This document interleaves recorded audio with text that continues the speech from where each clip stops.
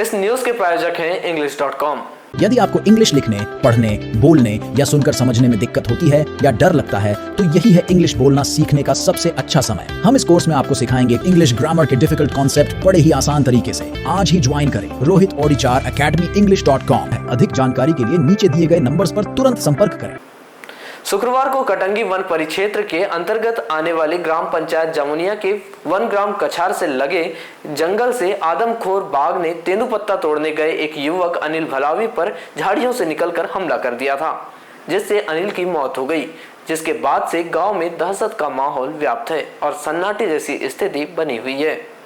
उधर गांव में जगह जगह फटाके फोड़कर बाघ को गांव से दूर भगाने का प्रयास किया जा रहा है, तो वहीं वन विभाग द्वारा बाघ को ट्रेस करने के लिए जगह जगह 5 ट्रैप कैमरे लगाए गए हैं।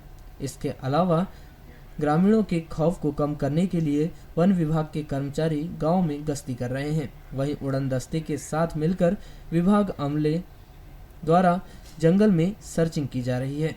बावजूद इसके भी अब तक आदमखोर बाघ का पता नहीं चल सका है।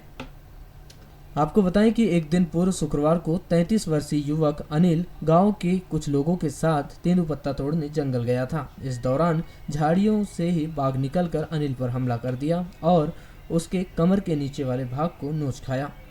घटना के बाद पुलिस और वन अमले ने शव को बरामद किया और अनिल का पोस्टमार्टम करवाया गया और रात 8 बजे उसका अंतिम संस्कार किया गया। घटना के बाद से गांव में तनाव भी देखा गया, लेकिन पुलिस और वन विभाग के अधिकारियों की समझाइश के बाद तनाव शांत पड़ गया। लेकिन इस आदमखोर बाघ की दहशत अब भी बरकरार है, जिससे लोग डरे और सहमे रह रहे हैं। वहीं गांव में सन्नाटा पसरा हुआ है। जानकारी के अनुसार वनग्राम कछार में तकरीबन 32 परिवार रहते हैं, जिनके जीविकोपार्जन का साधन वन पर ही निर्भर है। मुख्यालय से तकरीबन 80 किलोमीटर दूर इस गांव तक पहुंचने के लिए कटंगी से अंबामाई के बाद कच्चे रास्ते से गांव तक जाते हैं, जहां मूलभूत सुविधा में अब भी ग्रामीण नल जल योजना पानी से वंचित है। दूरभाष पर की गई चर्चा के दौरान ग्राम पंचायत जमुनिया सरपंच उमेश पटले ने बताया कि गांव में पत्थर होने से जल स्रोत नहीं मिल पा रहा है। हालांकि गांव में बिजली और सड़क की पूरी व्यवस्था है।